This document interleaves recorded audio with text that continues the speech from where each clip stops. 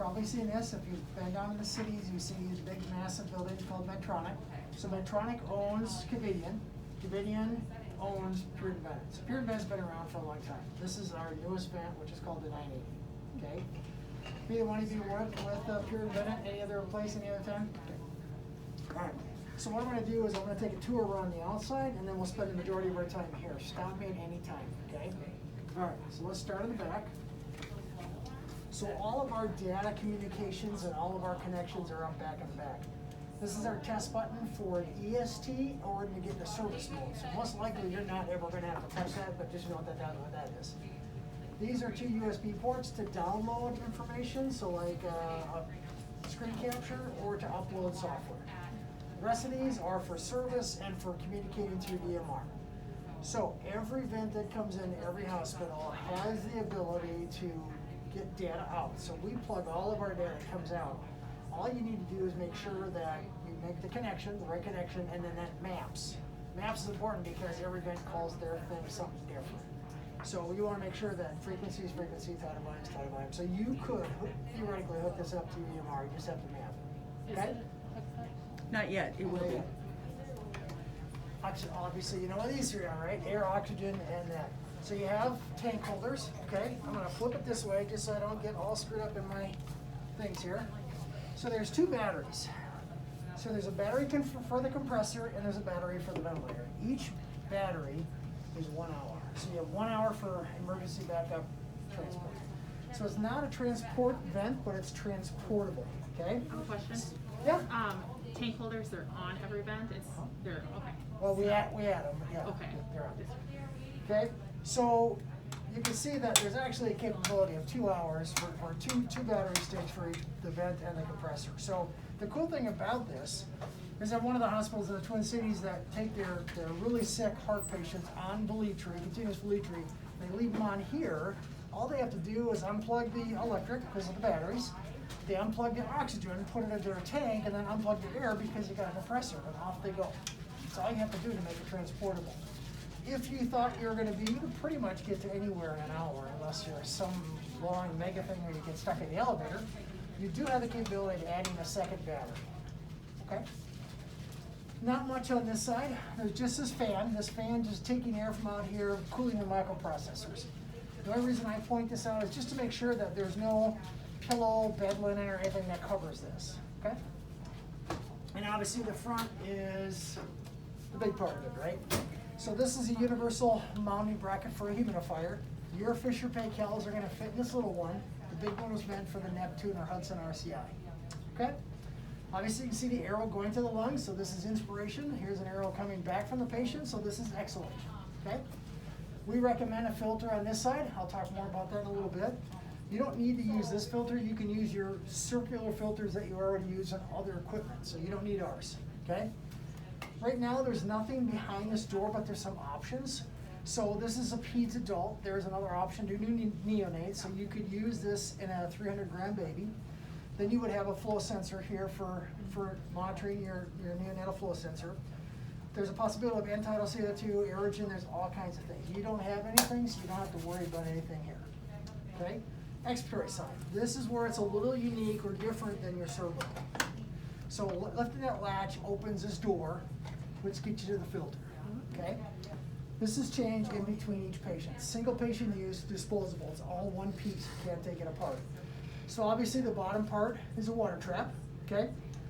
We have a system that you can actually hook up an IV tubing with a clamp, with a bag, if you wanted that. That's a closed system, you don't ever have to worry about it. As a respiratory therapist, I have done all kinds of things, right? Hooked up oxygen tubing, hooked up suction tubing, whatever you want to keep this the closest system you can do to drain your water, okay? Let's talk about the filter. The filter is rated N100. That's important because when you go into a patient's room that has TB, what kind of a mask do you wear? You wear an N95. This is an N100. That's even better than an N95. So this will stop COVID, okay? So this is doing two things. Remember, all the gas coming back from the patient is going to this filter, right? And it's not directly hooked up.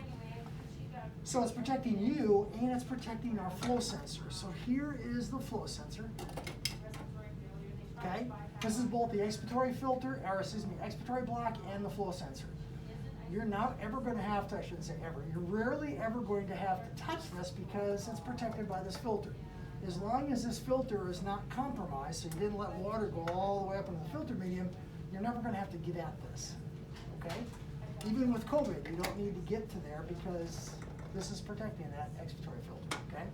So all you're going to do when you're done with the vent is you're going to open this, you're going to take off your circuit, you're going to take this out, throw this away, wipe your filter, wipe your ventilator down, put a new filter, put a new circuit, lock it down, and you're ready to rock and roll for a new patient. Okay? Pretty simple. No cartridges, nothing else. On-off switch is right here. Okay? So one of the important things that I'm going to show you is before you turn it on, you want to make sure there's nothing on the end. No cap, no HME, no chest lung, because we have a system that the ventilator knows when there's a patient or something attached. Okay? If I turn this on with a cap on it, it's going to give me a procedure error. It takes, and you're going to see, it takes a little bit of time, about a minute to a minute and a half, to boot this ventilator up because there's so much electronics in there and so much computers in there that if you were to turn it on with a cap on there, you're going to get procedure error, which means that you have about a minute and a half of a high priority alarm that you can't do anything with.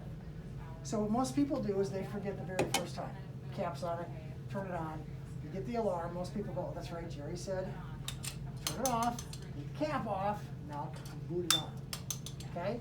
As long as there's nothing on the end, you will not get any alarms. If you turn it on and get an alarm, you most likely forgot to do it. It's not a big deal, just that I like to come up with there's no alarms and you don't have to worry about it. Okay? So you're going to see that it's going to take a little bit of time to boot up. Okay? Questions? So the first thing we're going to do is you guys have a procedure already with your servos, right? Every time you turn it around, you disassemble it, right? You take the cartridge out, you wipe it down, you turn it on, you put it on, and you do the circuit calibration or the pre-test thing. We call our pre-test the SST, or short self-test, okay? So this is the main boot up screen, okay? So what we're gonna do now is get this ready to go on a patient. So we're gonna do this SST. Remember, SST stands for short self-test. There's nothing short about it. It's 3 minutes and 19 seconds, okay? So during this SST, it's gonna do a series of things to test the ventilator, test the circuit to make sure everything's ready, okay? What you're gonna do is you're gonna follow these yellow prompts. That's the most important thing is, okay? So it says to run SST, touch run LST. So I'm gonna touch this black button and run SST. Now change, it says, do you really wanna do this? Press accept, yep, I do. Okay, now it says, okay, what kind of patient, right? So I pick a peds, if I had neonate, I'd pick neonate. I'm gonna leave it adult because I have an adult circuit. Then I can pick either HME, heated expiratory tube, or non-heated expiratory tube. So again, I'm gonna pick HME because that's how we're gonna use it. Cool? You're just gonna follow whatever your patient is on. Here's an important thing is, you wanna make sure that this is set at 370. I set both of yours at 370, so it will not change unless someone comes in here to change it. 370 is the Fisher-Paykel chamber volume plus the drop tubing there. That's what equals that 370. So do I have to make a change if I go from a dry circuit? Nope, I'll show you how to change that. Well, I'm gonna go back to HME, I'm gonna go accept. So I'm coming back up here, it's gonna tell me to connect the circuit, which I already did, with the instrument filter and without a humidifier. Perfect, right? I don't have any of that. Accept. So there's that 3 minutes and 19 seconds. Now it says block the Y. So now I would go ahead and put a cap on. I'm gonna use my sterile thumb, okay? I'm gonna cover it, and then I'm gonna hit accept. So I could, if I had a cap but not my thumb, I could walk away. I could go get coffee, I could go get water, I could go do other things, because the first 4 tests, I don't have to do anything. Just cover it, okay? So the very first test is it's called SST flow sensor cross-check. So it's flowing 100% oxygen right now, it's testing O2. Then it's gonna change, you're gonna hear it change over here in a sec, and then it's gonna start flowing air. And the same amount of air as O2. Just checking that O2 is O2 and air is air. See how it's now checking air? The only time I've ever seen it fail the first one is if you forgot to plug it into air, you forgot to plug it into O2, or you forgot a leak somewhere. So a cap wasn't on, or your thumb wasn't on. It's the only time I've ever seen it fail this first step. Okay? When this one's done and it passes, it's gonna go on to the next test. So there's 3 outcomes: pass, alert, fail, okay? Obviously, you want all to pass, right? You could theoretically, if it alerted, you could theoretically continue the SST and put it on a patient in an alert situation. You'll have to override it. As a therapist, I'm probably never gonna use it in alert. Obviously, in failure, it's not gonna allow you to go any farther, okay? So, see how it passed the first test? This one's very important. EV stands for that expiratory valve. So if that expiratory valve was bad or got caked up with Velitri, it would fail that one. Pass that one. Now it's doing a circuit pressure test. It's very short. There it is. Now it's going to do a leak test. So the very first 4 things, I don't have anything to do. Okay? As long as it stays above 75, it's going to pass. Okay? Okay. Now, so the first 4 are passed. Now it's going to move us on to the next one. Now it says disconnect the circuit at the expiratory filter. So now I'm going to do this. I'm going to keep this plugged, but I'm going to leave this open. Now it's going to put a known flow through the circuit without any type of resistance on the end. Now it tells me to reconnect this. Now it's going to put that exact same flow hooked up to the filter. And the reason this is so important is we do all kinds of wacky things to our patients. We give them all kinds of nibs like Mucomist, Velitri, ribavirin, Pulmazine, whatever. It can start to clog up that filter. So if the ventilator knows what that initial resistance is, it'll know when it starts to clog up. Okay? Unblock the Y. So it's almost past every one. Right? We're down to the second to last one. So now it's unoccluded because that's what the vent told me. So now it's putting the flow through here. I'm a little bit warm, so I'm going to cool off here. Okay? That one's done and passed. Now it says block the Y again. Okay. Now the last test I think is one of the most important ones. It's actually going to calculate the tubing compliance factor. And it's going to compensate for the volume loss in the circuitry. That's it. Once this one is done, in another 16 seconds, we're done. Okay? Now it's ready for patient use. Now you can't see that, but this little window down here tells us the last time it was SST'd and the date and time it was passed. So every time you turn it on, it'll let you know that it's already been SST'd or not. Okay? Unblock the Y. Now we're done. So what most people do now, turn it off, put your cap or put your HME or whatever you want on. It's now patient ready. Some places will put a big plastic bag to keep it clean. Some will slap a sticker on it that says, Jerry, check this vent, it's ready to rock and roll. Questions in the ESST. There's not a lot of troubleshooting. There's not a lot that can go wrong. As long as you plug it in here on O2, it's pretty much, in electric, it's pretty much done. Go. That's it, we're done. So now we get called to the ICU to take the vent. So now we're gonna grab the ventilator. We're gonna bring it to ICU, hook up air, hook up O2, hook up electric. What am I gonna do before I turn it on? Take a cap or anything off. I'm gonna go ahead and turn it on. And we're gonna get right back to the same screen. Okay? I've already done that. Okay? It's not the same patient. We're going to do new patient. Okay? So the very first thing it's going to ask you is what is that patient's corrected or current ideal body weight? Okay? Very important because we don't want to ventilate someone at 500 pounds. They're not. They should not be that big because your lungs are not that big. So you have 2 options. You can either put in your ideal body weight because you know it. It might be in the chart. You might ask the nurse. If you don't, because 70% of Americans are not at their ideal body weight, you might want to go down here and say, I have a male. That male is 72 inches tall. So it tells me based on a male at 72 inches tall, they have a height of 183 centimeters, that they have an ideal body weight of 78 kilos or 172 pounds. This is a very important step to try to get as accurate as you can. And the reason for that is, watch what happens at tidal volume when I change this. See how tidal volume is changing? See how tidal volume is changing? So what the ventilator is doing is based on my ideal body weight, it's adjusting 3 different things. It's adjusting my tidal volume to keep it at 6 mils per kilo. It's adjusting my apnea tidal volume, which we're going to talk about in a minute, to 6 mils per kilo. And it's adjusting my high and low minute volume and my high and low tidal volume based on that ideal body weight. That's why it's very important to try to get as close as you possibly can. Otherwise, you're going to have to be making a lot of changes, which is not a big deal because you do it every day now.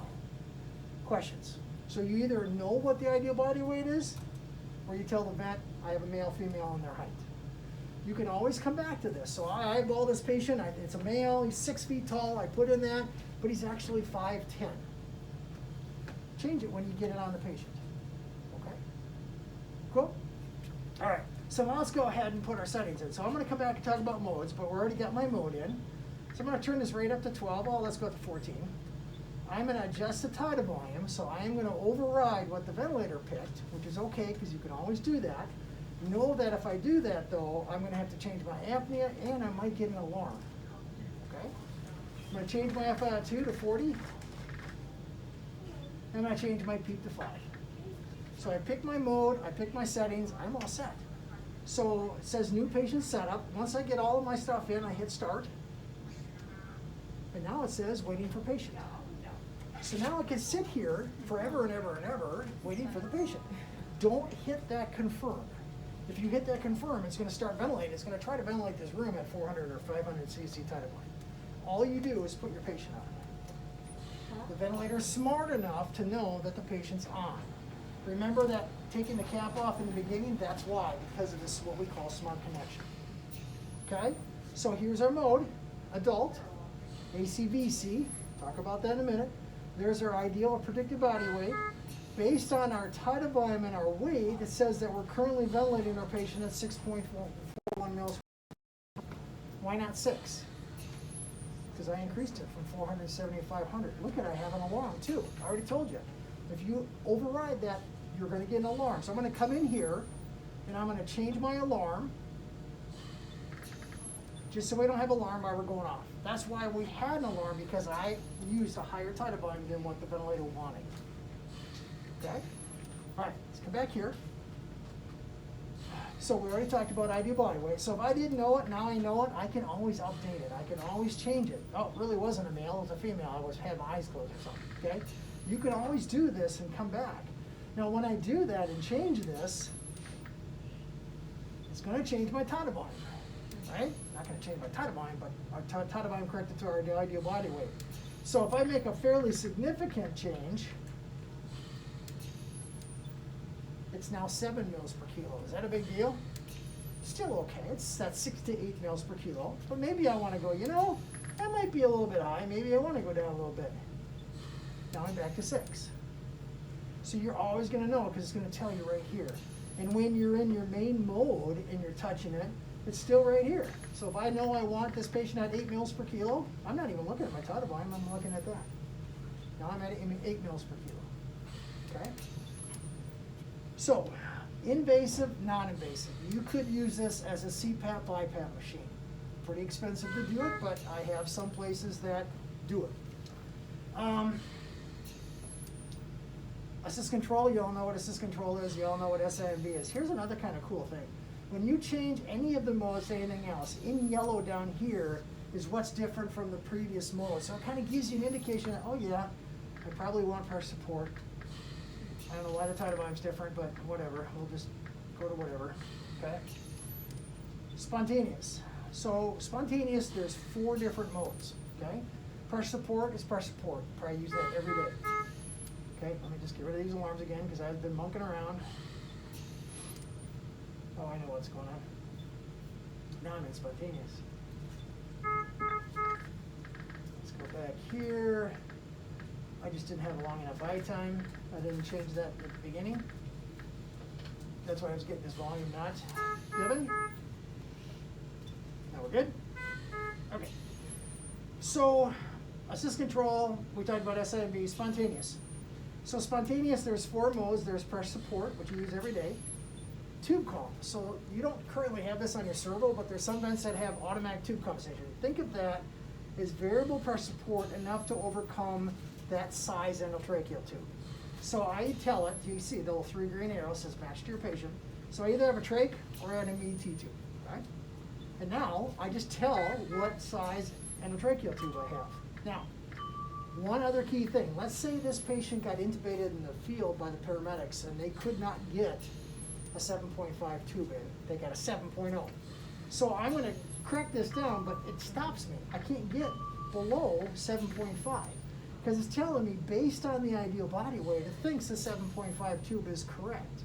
I'm going to override that. I'm going to hit this continue, and I'm going to turn it down. So anytime you hear that dinging sound, look over here, because it's going to be a little hand to say, hello, you might want to, you really want to do this? And they go, yep, I really want to do it. It's just a safety feature. It's not locking you, the respiratory therapist, out. Okay? Volume support. You have it on your servo. I don't know how often you use it, but we have that. The other mode that no one else has besides us is this mode called Proportional Assist Ventilation Plus. So I've been a therapist for a long time. I grew up weaning my patients on pressure support. I have now changed to PAV. So I'm not going to go through a lot of this because we could spend hours on that. I want to just show you how cool it is. So I am now in PAV. It's a spontaneous mode, so if the patient's not breathing, it ain't going to do anything. So the cool thing about PAV is you're only going to set one thing. You're going to set this percent support. 70 means this is doing 70%, your patient is doing 30%. So the sicker the patient is, I'm going to put it more support. The big premise of this mode is this thing right in the middle called work of breathing. So in the old days, when I wanted to do work of breathing, I dropped an esophageal balloon, and God had to do work of breathing. The ventilator now calculates it based on all these equations in there. It's called the equation of motion, based on your diaphragm, okay? Kind of like NAVA, but without a catheter. So the cool thing about this mode is you're not going to set a rate, you're not going to set an eye time, you're not going to set a flow, you're not going to set a pressure, you're not going to set a volume, you're not going to set anything. You're going to percent how much work you want the patient to do, how much work you want the ventilator to do. You're going to start higher, and as the patient gets better, hence their work of breathing, all you're going to do is turn this percent support down. What's cool about this mode is it's like how I'm breathing right now. I want a little breath, the ventilator says, okay, take a little breath. I want a big breath, it's going to give me as much breath as I want, as little breath as I want. It's going to support me based on this percent support. It's either going to push air harder because compliance is worse, or work is worse, or it's going to push less. It's the most normal mode of ventilation, breathing and ventilation on any event. The cool thing about it is you still have all your parameters. It's calculating compliance, it's calculating resistance, it's calculating auto PEEP, it's calculating work of breathing, it's even calculating elastance and resistance. This ventilator is super smart in this mode. It knows when the patient wants to start. More importantly, it knows when the patient wants to stop. Okay? This is a very cool mode. There's lots and lots of science on this mode. It's been out for a long time. The developer, the scientist behind it is Dr. Magni Yunus. He's a physician, the largest hospital in Toronto, Canada. And he's the inventor of this mode. So it's been around for 14 years. There's lots of data. If you want to go and do a YouTube or a search, you can find out. We'll talk more about it. So if you get a doctor, here's what I always tell. If you get a doctor or someone excited and want to use PAV, I'm going to come back and I'm going to tell you guys first, give you a free CEU, tell you all about PAV, so you guys are the experts, not the doctor. Now, you do have one doctor that used the previous ventilator of this and has used PAV at Hennepin County Medical Center. So you have one doctor that already kind of knows a little bit about it. Okay, cool. Last mode we have is bi-level, which is also known as APRV.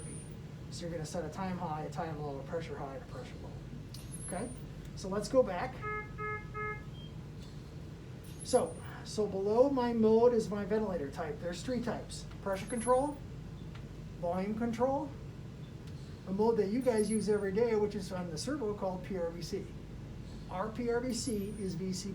I have already set these two vents of yours up, so every time you turn it on, it already goes to AC VC+, which is PRVC. So you're going to use this vent in the same mode that you use your servos.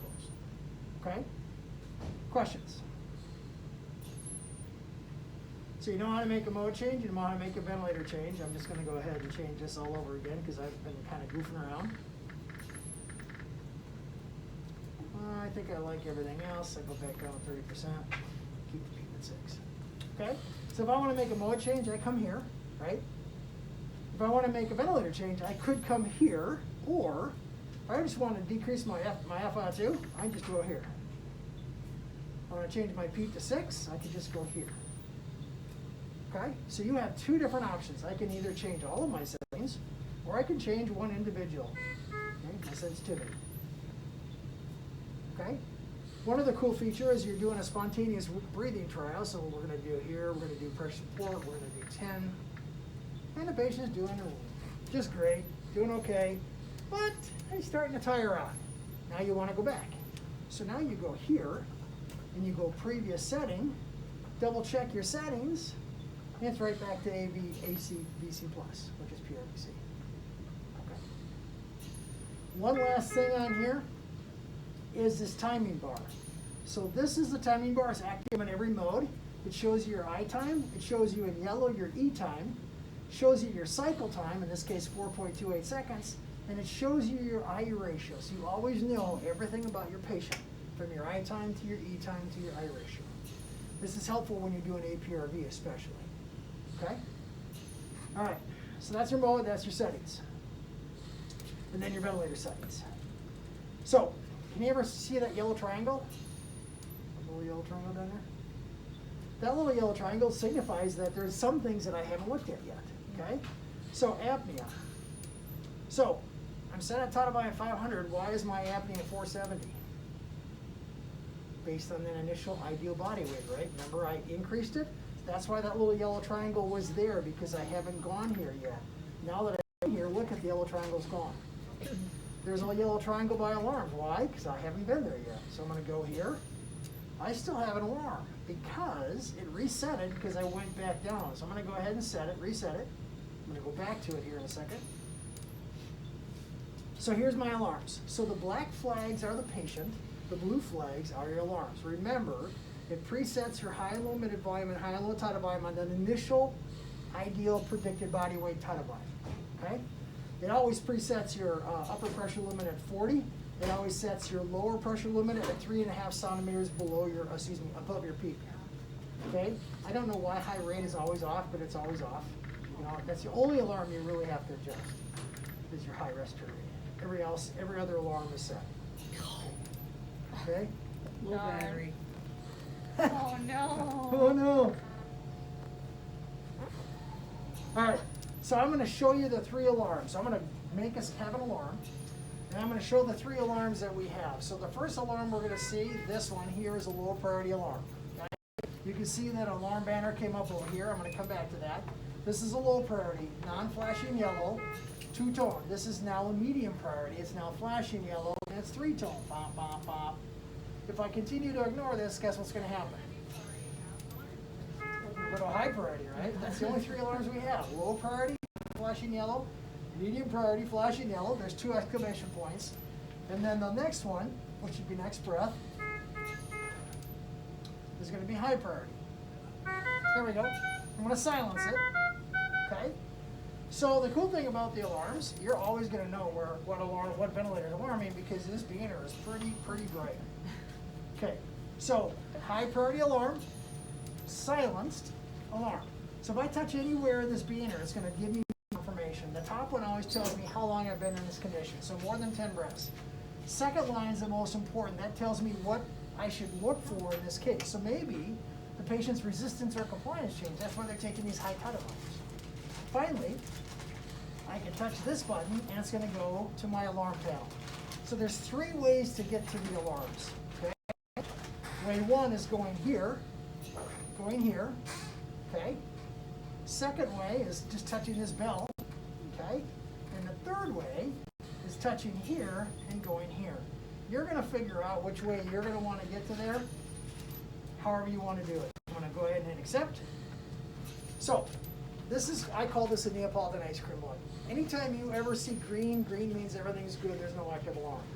This means that there was a high priority alarm in effect. It's no longer in effect, right? Because there's no alarm here. So I'm going to get rid of this red banner by going right next to the alarm silence, going to the alarm reset. Okay? Green means what? Good. Okay? Question on the alarms. Pretty simple, right? Low, medium, and high priority. You know, when you have flashing red, you probably get in there. It's probably a circuit disconnect, or it's some other thing that I'm going to show you in a little bit. Okay? So circuit disconnect. All right. In the middle is our graphics. So we went from our mode and our ventilator settings to our graphics. So the graphics is one of the things I really love about the vent. It's really cool. So it's all touchscreen, okay? If I want to see more breaths, if I want to change my access, I can do that just by touching any one of these, okay? If I want to change its axis, I can make it smaller, I can make it bigger. It's all touchscreen, okay? There's a little arrow in the corner of each one of these, so if I want to isolate one and blow that one up, I can, okay? I want to look at my flow volume loop, I can, it's off scale, okay? If I want to look at my pressure scalar tracing, okay, I can isolate that. So here's another really cool feature that I like about the bed. Let's say I'm the therapist at the bedside and I am in the room and I see this. This is called a double trigger. It's an asynchrony that's very common in the ICU. On any other vent, once it goes off the screen, what happens? It's gone, right? Watch this. So I'm going to come over here, and this is called the pause button. It's going to call up a cursor. It's going to allow me to look at that breath, but more importantly, it's actually going to let me go back in time and pull up that double trigger. Now I can go out and get the doctor, bring the doctor in and say, here, there's that double trigger. That means the patient is doing some type of asynchrony, and maybe we need to change something, or sedate them, okay? Questions? If I think this is way too busy, I can change this up. So right here, this is a very important button for you because it's going to change a lot of things. Right now we're on graphics. So if that's too busy and you want to go back to here, this is pretty basic. 2 scalar tracings of pressure and flow. If you want 3, you can do that. Okay? So you guys have control of what you want. If you want to change the order of these and go flow up here, come on, and pressure down here, you can do whatever the heck you want. You can change the order, you can stop it, you can do anything you want.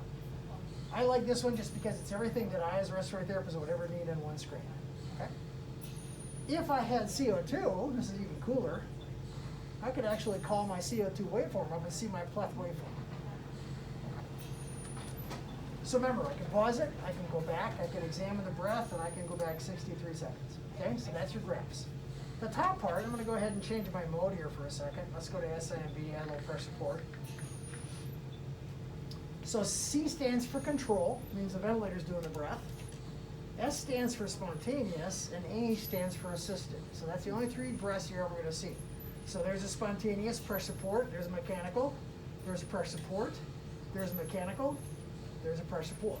So the cool thing about this, again, let's go pause, is I can actually examine these breaths and say, okay, well, I know that's a mechanical breath, so my tidal volume should be around 500, which it is, okay? But on my spontaneous breath, I only have a 259 cc tidal volume, but I'm getting 500 every 14 times a minute. So maybe that's telling me that I don't have enough pressure support. So see the cool thing in the value of flow volume loops and pressure volume loops and scalar tracings? All right, then on this axis is all of your what your patient's actually doing. That's your total respiratory rate, right?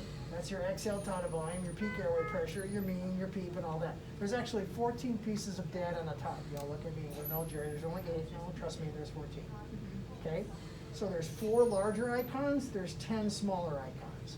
So if you can't find something that you're particularly looking for, you can scroll it back and forth. Okay? Just like how we changed these before, I can change all of these.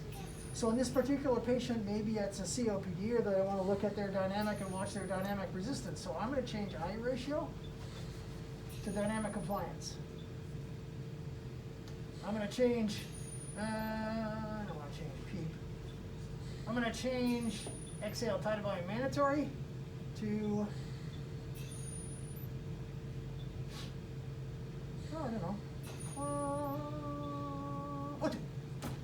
So I now changed all these parameters. So let's say I was a respiratory therapist, it's April Fool's Day. Can you see where I'm going? I could change all of these to the same thing or something wacky, right? You come in and go, oh man, Jerry's been on, he's screwed up.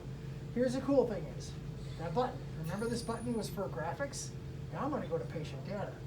I'm going to hit default, and all of these things are going to flow back to what they were defaulted set to.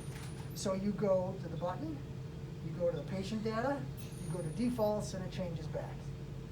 Another cool option of the vent, so I'm going to just give you one instance of one of the hospitals that I have. Regions is a level 1 trauma hospital down in the Twin Cities.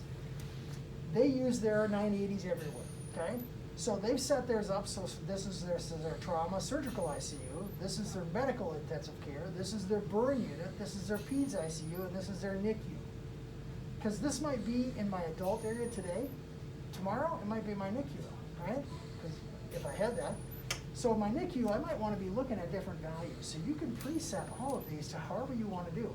I've had one hospital that says, you know, I only want 2. I want my ICU, and then I want my weaning screen. So they put number 5 as their weaning screen. So this is changes to your rapid shallow breathing index, your spontaneous tidal. You get to do whatever the heck you guys want. That's what's cool about technology. If 14 pieces of information is not enough, there's a little tab right there. You just touch it. Brings down another menu of a whole bunch of different items. These cannot be changed, only the top 14 parameters. Okay? Hey, recording, sorry. All right, so cool. The next screen, so there's only like 3 screens. There's screen 1, there's screen 2. The next screen I'm gonna show you is probably the nurse's favorite screen. I call it the old man screen, it's not called that. You can see why I call it the old man screen, right? So it's called the large font screen. This is cool when you have a patient in isolation and the ventilator's way back in that corner and you're squinting going, what is the mean airway pressure? I can't read that. No problem. Hit, whoops, hit, and you're there. Nice. This again can also be rearranged. If you don't want time but you want exhale tidal volume corrected to ideal body weight, you can do that. Watch this. Watch these small wimpy breaths in SIMB. Okay?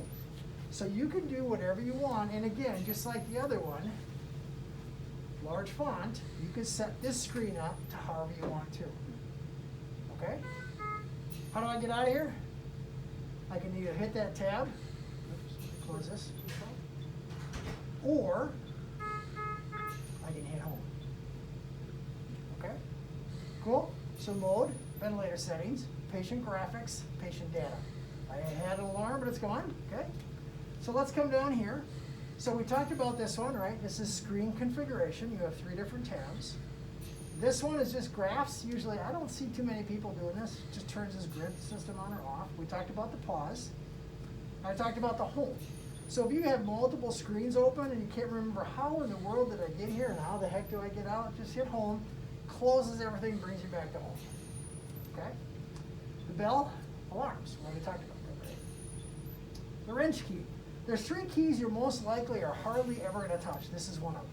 So the wrench key has 4 different tabs. This is your SST.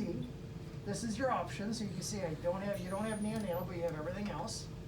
This is where you're going to go when you eventually hook up to your EMR. Just going to make sure that the data's flowing, and then date and time. So most likely you're not going to hit the wrench. The next one, this clipboard icon, you see there's a little yellow triangle? What did that mean over here? That I just haven't looked at it, right? So I'm going to touch this clipboard, which is our logs. There is a whole bunch of tabs over here. So the ventilator documents every alarm. So when I hit the clipboard, it comes up to alarm. So if I want to go back and go, what alarms were we having? There's where we had our low, medium, and high priority, high tidal volume alarm.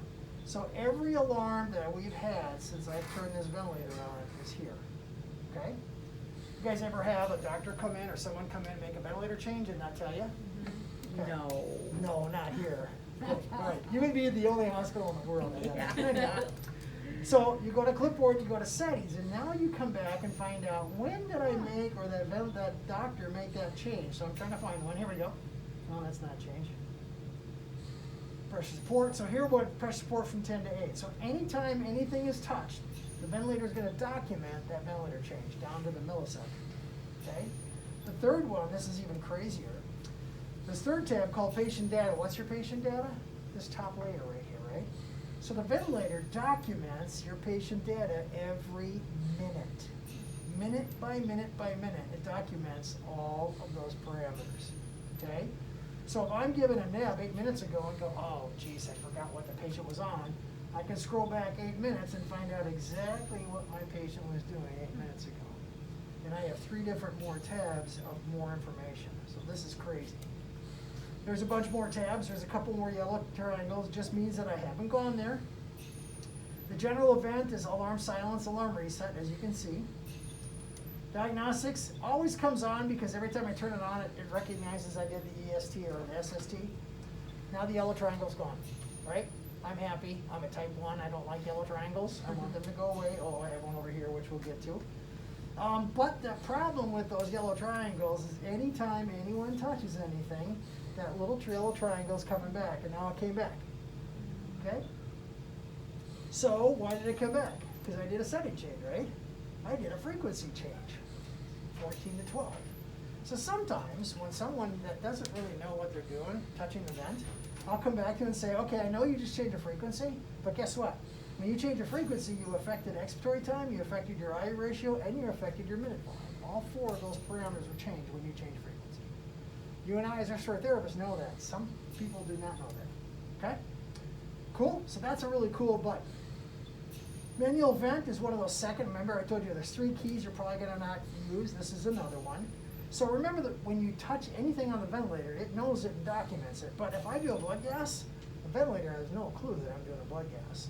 So I just told the ventilator that I did a blood gas on this patient at 3:41 and 41 seconds. I'll show you where to pull that up later. Okay? This is another one that you're probably not going to use very often. It's kind of cool. I like it, especially in babies, because surfactant administration. So I can tell the vent that I just gave this baby surfactant. I just turned this baby prone. I supined him. I turned him right side down. So this is cool to label all those events that the ventilator does not know. Okay? O2, 100%. What'd I do? I just touched it, right? Boom, 100%. You don't have to confirm it, you don't have to do anything. You touch it once, it automatically goes to 100%.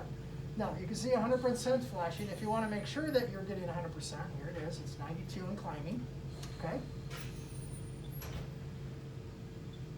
I can extend it back to 2 minutes. So no matter how many times I touch this, it's never going to go more than 2. It's going to go to 2. I can stop it at any time, okay? Here's kind of a cool feature. We know babies should not get 100% O2. Fries their eyes and hurts their lungs. But there is some adult patients, COPDers and heart patients, that also should not get 100% O2. So I just changed this. I don't know if you can see it. Can you see what it says below O2? Plus 20%. Okay. So this is now O2 plus 20. So I just told this ventilator, I don't want this patient to get 100%. I only want them to get 20% above 25. So it's going to go to 45% for 2 minutes. So the cool thing is you're always going to know as a respiratory therapist before you touch this button, now I'm back to 100. Now I'm giving 100. So you can go from 1% above, which really is not an increase, to 100. It defaults in the adult to 100. It defaults to 100 in peds. It defaults to 20% over babies. But you can always change that by touching it. Okay? Remember I said there's 3 things you're probably not going to touch. The wrench, the manual vent, and finally the camera icon. You can touch it. It's going to take it. It's going to capture this image, but you can't pull that image up anywhere. You actually have to take it to a thumb drive and download it. That's what I'm saying. You're probably not going to capture that. So if I have people that say, Jerry, I've got this patient on the vent. I'm seeing something really wacky on the screen. You know what I tell them? Take your smartphone out, Right. take a picture, and text this to me. Now we can see it live. Okay? So that's the easiest way to do it. All right. Last one is this question mark. This is pretty cool. Most people look at me and go, what? Every vent calls their thing something different, right? We call VC plus PRVC, right? So if you don't know what something is, you just drag it to wherever you have a question, and it's actually going to give you an explanation of what that parameter is. So what's TIT total? Oh, I went too fast. It tells me, oh, it's the spontaneous inspiratory to total time, what it is, okay? If you don't know what a setting is or a mode, it does not work down here. But if I bring this up to the main screen, well, let me go here. Now I can use it here. That's my slope rise. Hopefully that's my PEEP. That's my FA2. It actually even works up so I know what a mode is. So if you don't know what a certain mode is, what's PRVC? VC plus. Okay? So use this in the beginning to get comfortable with what all these things are set on the vent if you don't know what it is. You don't have to carry a pocket guide or a manual around. You've got it built right into the ventilator. Okay? Cool. We're getting there.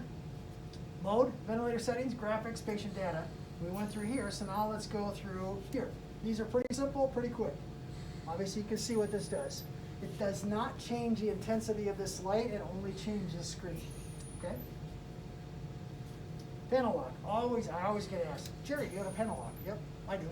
I don't like it for 2 reasons. Now, it's locked, it's cool. The only time I ever use panel lock is if I come to see a bunch of gnarly fingerprints, I'm gonna lock it and use my wipe and wipe it down. That's the only time I like it. Here's why I don't like it. It's locked.